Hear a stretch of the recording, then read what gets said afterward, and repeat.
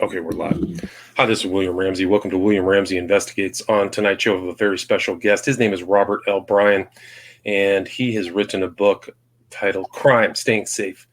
Quick and easy ways to avoid becoming a crime victim. It's very interesting. I read through it and took a lot of notes and learned quite a few things about how to avoid becoming a victim of a crime. This is not Mr. Bryan's first book. He has over 20 books, many of them on Amazon. There's fictional books titled Missing a Finn Delaney New York City Mystery Book. So there's one of 5 of those. There's also Dark Nights, but he's also written nonfiction. One of those nonfiction books is The Last Apostle, An Unholy Alliance Has Brought New York City to Its Knees. And then, let's see, where's another one? Sea Case, An Unlikely Journey from a Transit Cop to Internal Affairs Bureau Squad Commander from 2018. So maybe we can reference a few of those today, but we're going to talk about, staying safe, avoiding becoming a victim of crime. So Robert L. Bryan, are you there? Yes. Awesome. Well, thanks for agreeing to the interview. For people who may not know your background, can you talk about your background and what led you to write this book, Crime, Staying Safe? Sure. And first off, it's a pleasure to be here. Thanks for having me. Thank you. Thanks. I've spent my whole life in the fields of law enforcement, security, and academia. I'm a retired captain from the New York City Police Department. I spent 20 years on the job.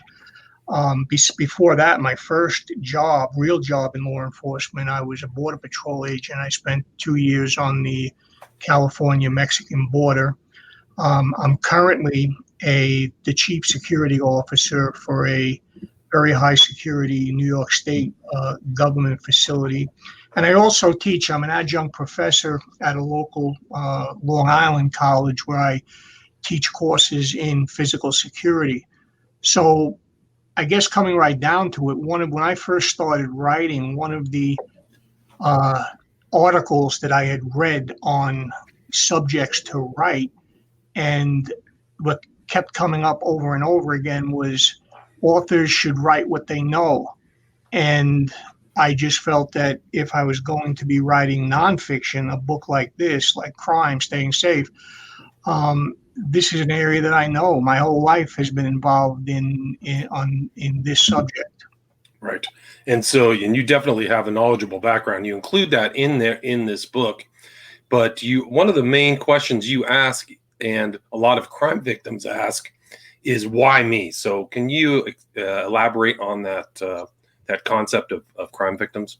Sure. And it's a common question, and there is an answer to it, because the central premise of the book is, what is it that a person does, whether they do it consciously or unconsciously? What is it that they did or didn't do that made them attractive to that criminal, to make that criminal choose them? Because I don't believe there's again, nothing's ever 100%, and that's one of the things about crime. There's no constants that are 100%, but it is very, very rare that a victim is chosen randomly.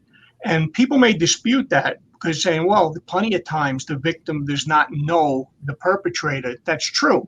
But even if it's only a few seconds of thought process, there are things that go on in that criminal's mind that made them make the selection to victimize that particular person. And it's usually something, a characteristic about that person, or something they did or something they didn't do, something they showed, something they didn't show. So again, victimization is very much a two-pronged approach. It involves understanding the mindset of the criminal, but it also involves understanding the mindset and the actions of the victim. Right. So, I mean, I think that's really important, is that it's both parties.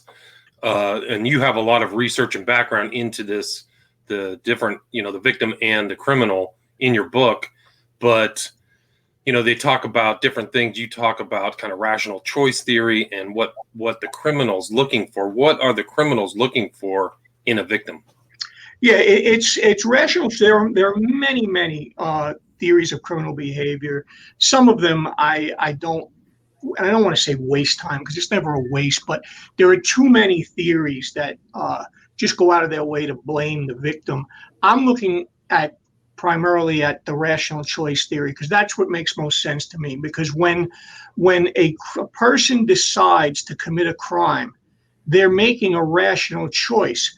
They're looking at the entire situation and they're weighing risk versus reward. They're saying, what's my risk if I try to break into this home, if I try to rob this person? What is my risk? What's my chances of getting away with it? And also, what's the reward? Is there something that I can see or I feel is going to be worth my while? Do I know that this person has money? Do I know that there's an expensive car that I can get? There's expensive jewelry in the home, or the person's carrying some expensive items on them. These are all things that the criminal weighs before making that rational choice. Right. So they're definitely thinking. So the criminal is weighing all of these probabilities before whatever crime it could be, burglary, rape, anything, and that's really your targeting probability. So how does the victim come out on top in those situations where this person is thinking about committing a crime? If we're talking about because I break down the book into basically two main categories, the place and the person. And with the place, I mean, you could really go on and write book after book after book on different types of environments or places. I focus heavily on residential home and the crime of burglary. And it's with the place like that, it's a matter of hardening targets, understanding where your vulnerabilities might lie and trying to decrease those vulnerabilities. There's a concept that runs throughout crime prevention, especially when we're talking about issues like burglary, CPTED, crime prevention through environmental design, where how the built environment can either increase or decrease the chances of having a crime occur. Things like is the area or the home, is there maximum visibility, or maybe there's all kinds of trees, shrubbery, bushes that would make it easy for a criminal or burglar to hide themselves while they're trying to break in. Again, it's how the physical environment appeals or doesn't appeal to a criminal goes into that rational choice. Right. So you can definitely take steps to minimize burglaries. And also it was interesting. Something I learned about this is there was research into how a predator or a criminal selects victims. And there's certain things you can do to minimize your risk, even walking down the street. Is that correct?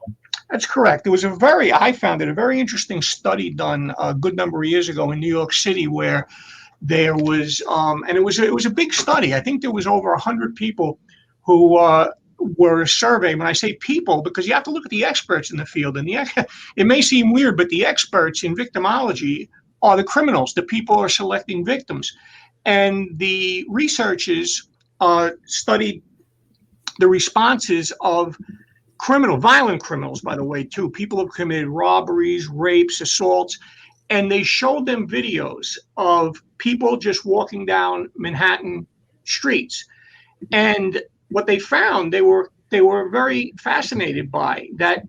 It wasn't their choices. They were asking them, by the way, I'm leaving this out, asking them, point out people who you might be prone to say, that's a person I'm going to look at as a victim, just from seeing them walking in the video. And they found that the choices were very consistent, and it wasn't based on gender, age, race.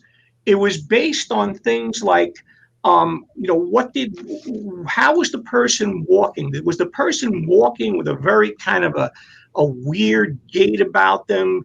Did they look to be exploitable? Were they walking like they didn't know that where they knew where they were going, that they didn't look athletic, they weren't walking with their shoulders back, they were shuffling their feet, they were, there's a term called exploitability. People that walk kind of in a very timid fashion, looks like they're not aware of their surroundings. They appear to be more exploitable as opposed to someone who's walking at a fast, a steady pace, shoulders back, walking the walk, let's say, making it look like they're very confident in what they're doing and where they're going. Yeah, I found that very interesting. So the criminals were taking nonverbal cues or signals from each person, and they just like it was almost like likening it to the Serengeti, where they're looking for the weakest member of whatever herd that is, like the slowest, most distracted. So I think that's a warning to everybody, particularly as things become more, the streets are getting meaner and meaner, particularly in New York City. It's something to think about, and also, like, the submissiveness is something that they keyed into as well, right?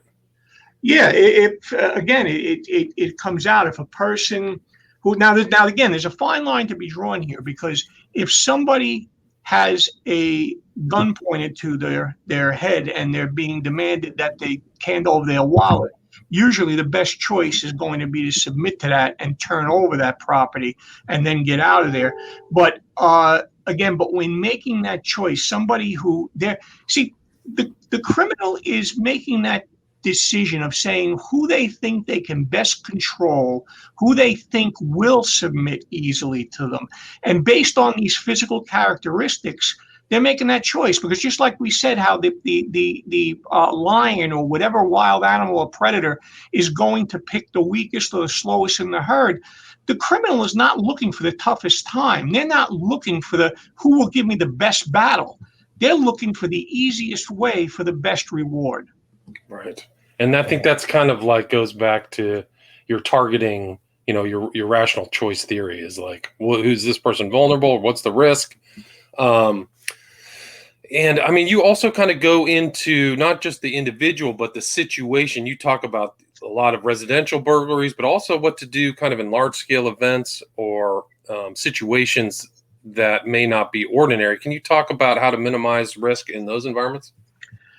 A lot of that comes down to this term situational awareness, which is a very fancy term for just understanding and knowing what's going on around you. And when you're going, it can be difficult. When you're going to a one-off type of event, you're going to a concert, you're going to a stadium, a sporting event, you're going to some gathering where you've never been before and you don't plan on being back there again, it can be difficult. But again, it's important that you do things like recognize first how many people do you understand are supposed to be at this event. Have you checked out social media beforehand to see, is there any buzz about protests taking place, anything like that out of the ordinary? Are you able to get and check out online the layout of the location? Or once you get there, are you identifying where you are, where are your potential exits? Anytime you go someplace, you should always identify from where you're standing or where you're sitting. You should identify the nearest exit and then the next one. You should always have this mindset of saying, okay, I'm in my seat. If something happened right now and I had to get out of here quickly, I would go over there to the left. And if I was unable to get to there, I know I would go to the right, to that exit I see over there. That should be something that's thought out before the crisis happens and you're trying to make this decision, out of the blue. Right. And I mean, you look back at some of these events, whether it's kind of like the terrorist attacks in Paris or the shootings in Las Vegas, like some of the people, the situation, they just had zero situational awareness. They were not prepped and not in the right mind space to effectively respond to those situations. And so knowing those things out, I mean, you also talk about kinesics. Can you you talk about the Marine combat profilers use on battlefield? I think that's important in some ways just to think about. Can you expound on that? Yeah, there's like this is kind of like the study of the physical relationships between people. I'm not talking about whether a person's a friend or a close friend or a relative, but it's talking about the relationship of one person to another physically, how close a person is, what type of physical actions a person is taking. It can tell a lot when when you were able to recognize something that might be out of the ordinary based on that person's proximity to you or other people, and or based on the specific actions that a person might be taking. Again, it's all comes down to being aware of what's going on around you. Right. And you also kind of also talk about, and I think that this is a recent potential now that what's kind of happening in the world is like we have to recognize situations where there could be terrorism. Can you explain what your approach is if somebody's in that situation? Well, you're right. Unfortunately, it is a fact of life that you have to be aware that, not only do you have to be aware that, you could be victimized by one single gunman who wants your wallet, but you could be victimized by somebody who's looking to, kill or maim as many people as possible. And that's why, again, it's especially important in a crowd setting that you understand where you are and you're looking for any anomalies taking place, because just having a couple of seconds of warning before everybody else does might be the difference between life and death. And again, knowing the layout, knowing the exits, and look, see, there's a baseline for behavior in any environment. If you're in some type of a restaurant, the baseline is normally going to be people who are just quietly sitting, eating, drinking, having quiet conversations. If you're at a rock concert, the baseline's a little different. There's loud music, there's screaming, there's shouting. But if you're at that restaurant and they're screaming and shouting, that's an anomaly. That's not the baseline for normal behavior in that location. So understanding what the baseline is for your location, for your environment, and reacting to situations that go against that baseline of normal behavior, and at least preparing yourself for some type of an action, whether it's fleeing or whether it's fighting or whether it's hiding, can be crucial. Right. And I think you mentioned a Carnegie Mellon study that said the more threat is expected, the more likely it is to be detected. So if you're expecting it, you can detect it. You also kind of address trying to avoid re-victimization. So not just in a burglary, but in individual setting, what are your tips on avoiding, or if somebody experiences a crime, what to do next? Well, if you mean to avoid it again, or yeah, yeah. I mean, let's see, it's yeah. Well, that gets into understanding, learning from mistakes, or learning from, even if it's not necessarily a mistake, learning from what happened. If it's a victim, if you're victimized from your location, let's say your house was burglarized, well then, and that's something important too, because studies have shown that just because you're burglarized once, it doesn't mean you're off the hook. There's actually more chance that you're going to be burglarized again once you're burglarized the first time.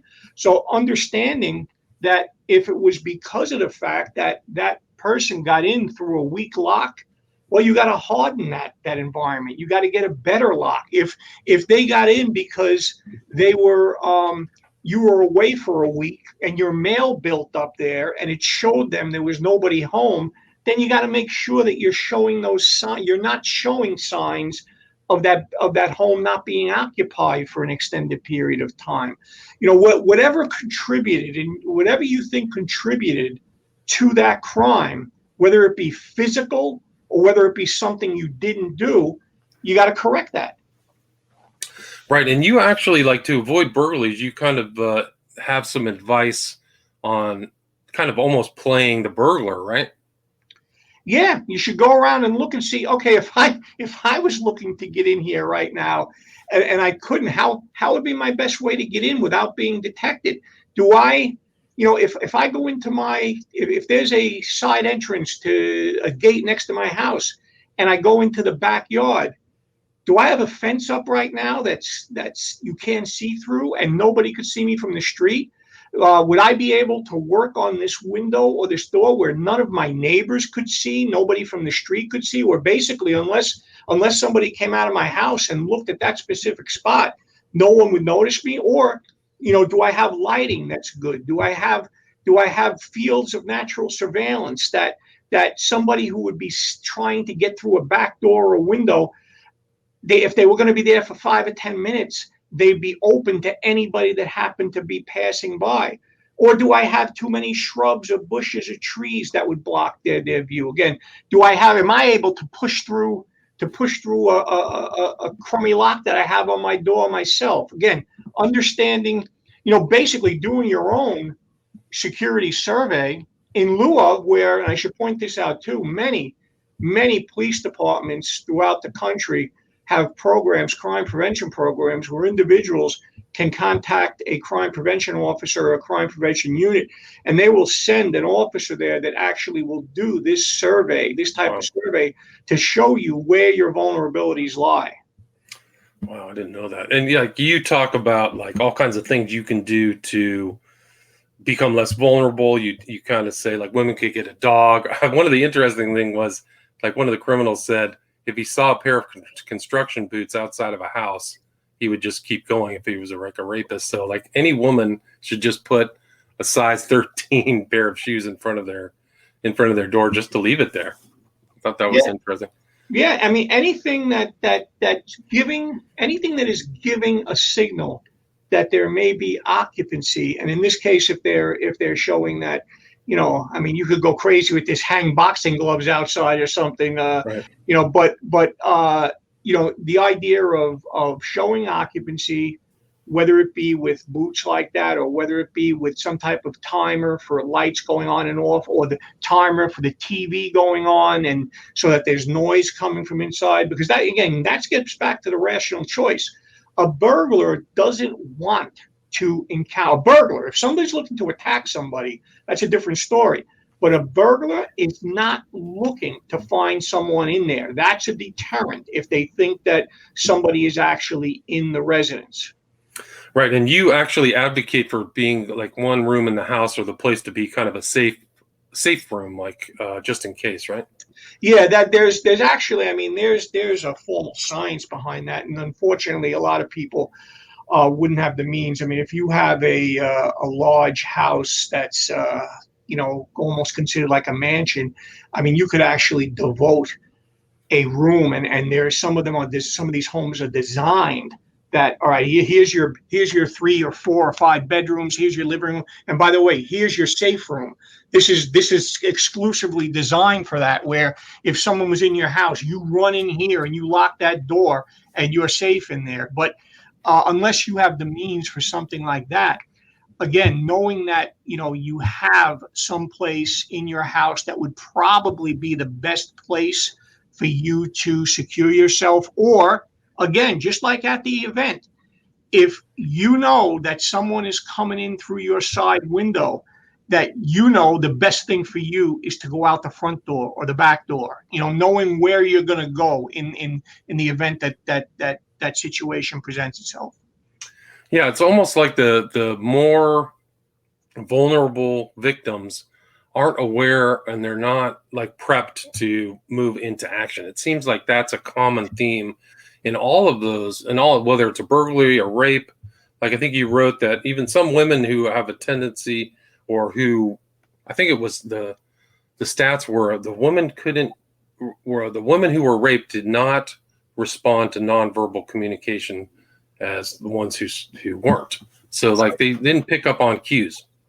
Correct. And again, and some of these things, be very difficult to practice on, but there are some things that just in general victimization, where you started mentioning before, is very important, because many times the reason why people do get attacked by surprise, people do get burglarized successfully, is because the events never happened before, and it's really not something that is within a person's their own personal realm of possibility. They don't think this is going to happen. So when they're walking down the street, and they might actually pick up some kind of cues regarding the actions of somebody who's walking parallel across the street with them or coming towards them or seems to be following behind them, because of the fact that that person might be a predator is the furthest thing from their mind and has never happened before. They don't plan for that. They don't think about, what am I going to do now if this person does turn out to be somebody who has bad intentions for me? Right. And then they're, they get to the point where they have to ask the question, why me? But a lot of that pre-thinking before you become a victim, I think, is vitally important. What would be your advice for kind of today's situation, considering kind of maybe the breakdown of policing is not as firm maybe as it was in the past, and there seems to be more criminality in urban environments. What's your outlook or advice? My advice is to always stay aware. Again, if there was probably the most important, let's say, theme I think that I have in the book is this concept of situational awareness, of always knowing what's going on around you. Being aware, like I said, of a potential threat, even seconds before, it occurs, can be crucial. And then observation skills with that are very important. Observing as much as possible, and practicing observation skills.